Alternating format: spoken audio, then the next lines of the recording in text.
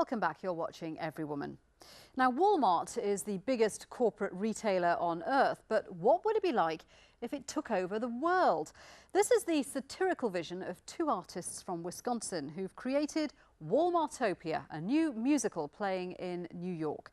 It tells the story of a single mother trying to support herself and her daughter on a Walmart salary, who ends up travelling to the year 2037, only to find America is now a totalitarian regime where everything from education to health to security is controlled by Walmart. Catherine Capellaro, who wrote the story, is with us today. But first, let's take a look at a clip from the show. Just give me that one-stop salvation. Walmart, I thank you, I thank you, I thank you, oh yeah, for giving it all to me.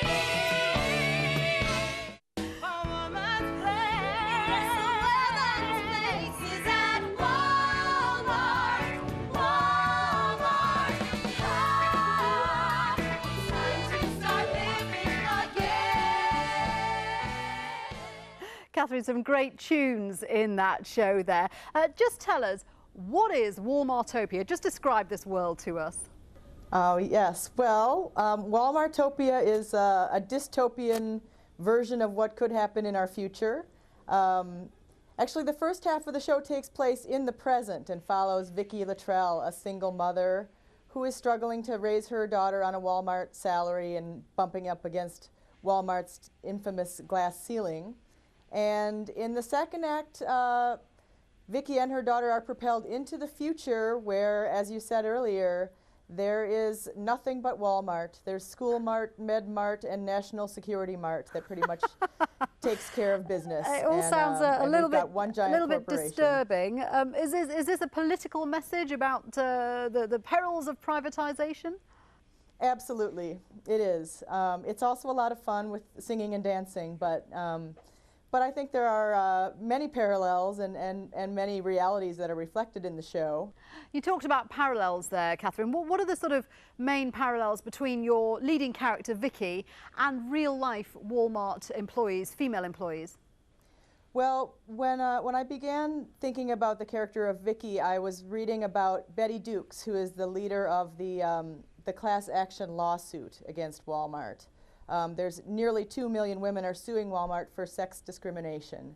And Betty Dukes is a woman who really, really believed in the company and did her very best to follow all the rules and believe that she was going to be rewarded at the company.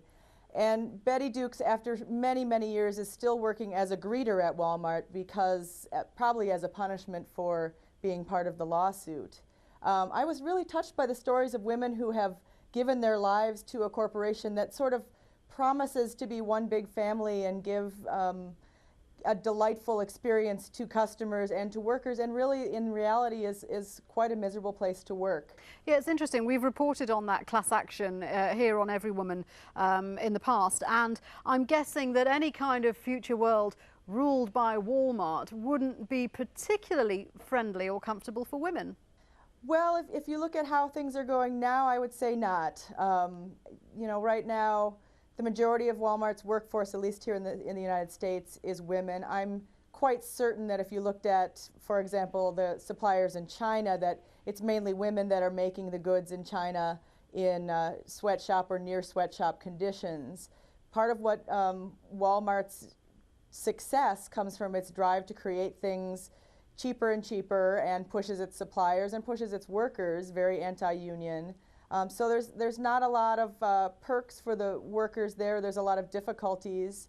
And even when you look at the management levels, managers, male managers are making more than female managers. So it does not seem like a terrific place to be a woman, and I think our Walmart future would have some trouble. Any reaction from Walmart?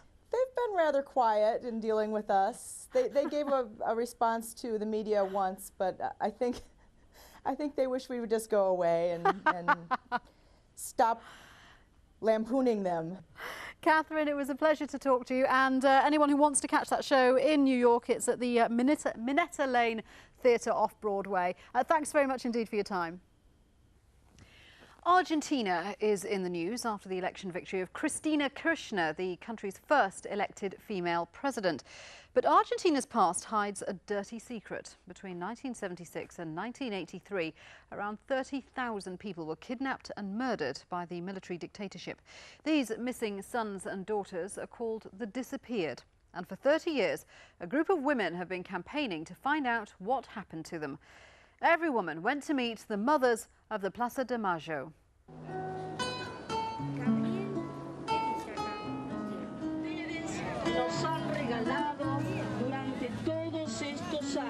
Cuando nosotros nos enteramos que Gustavo había desaparecido, when we found out that my son Gustavo had disappeared 30 years ago, we thought he would be in prison, detained by the military.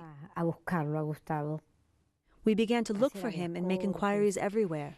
Yo ya dije antes que la palabra desaparecido del año 77 The word desaparecidos, or the disappeared, was only whispered in 1977. Normally, when they arrested someone, he was supposed to show up in jail. So we searched for them, but we just didn't get any answers. I remember an occasion with my daughter-in-law, Gustavo's wife, who was an excellent companion to me.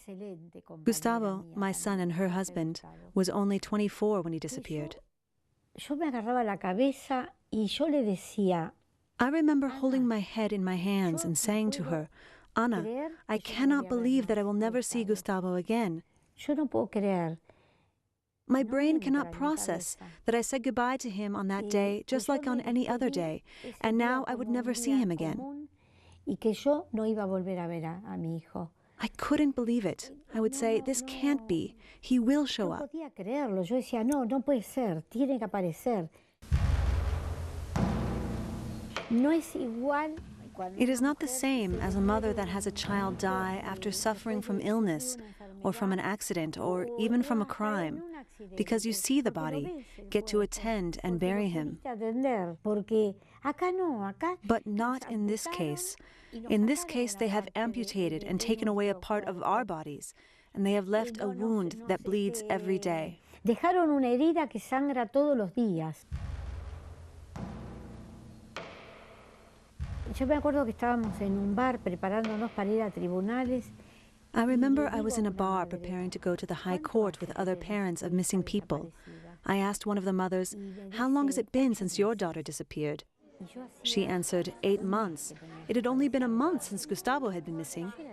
I looked at her, 8 meses. 8 months, and it didn't kill you. I would die if I don't hear from Gustavo. Yo me muero. She said, well, but you don't die, because you have to keep searching. So we used to look at each other. We would ask each other, how? How long? ¿Cuánto? ¿Cuánto hace?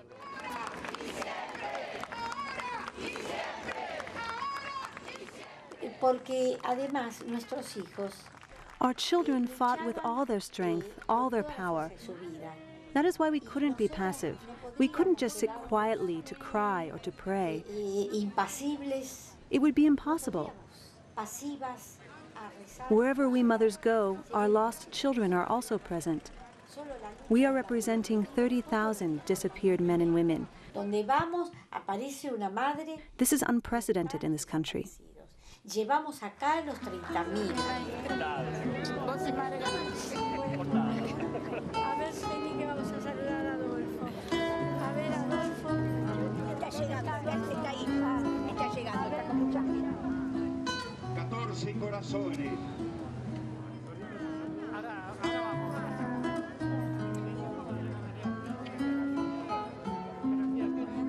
Es una luz de la memoria colectiva. The mothers of the Plaza de Mayo are the light of Argentina's conscience. They symbolize the power of peaceful women's struggle, how they use their pain and despair, the strength of a mother's love against brutal force.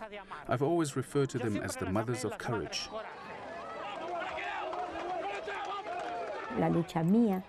The struggle is not over yet. My dream is that the dreams of our children come true, that this is a country for all, a country where there is no more poverty, where people have employment and are able to live in dignity. Today we continue our march for those dreams. Desde luego, todos torturados cruelmente. All were brutally tortured, the prisoners that survived and the disappeared. All their testimonies were forced with extreme violence. This night and fog operation of taking people and letting them disappear as if they were swallowed up by the earth, it's totally inhuman.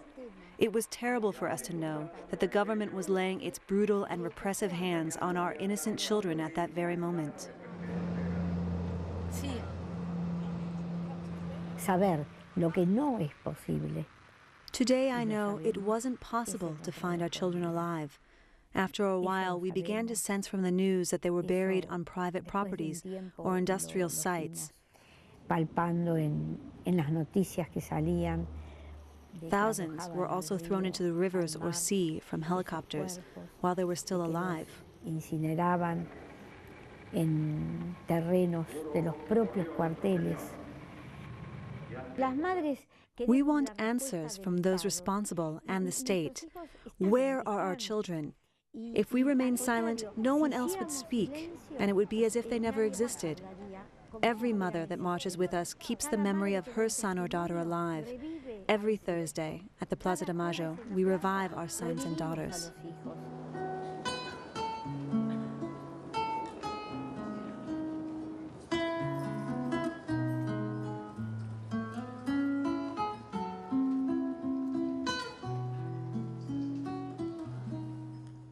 The mothers of Plaza de Mayo there searching for the truth.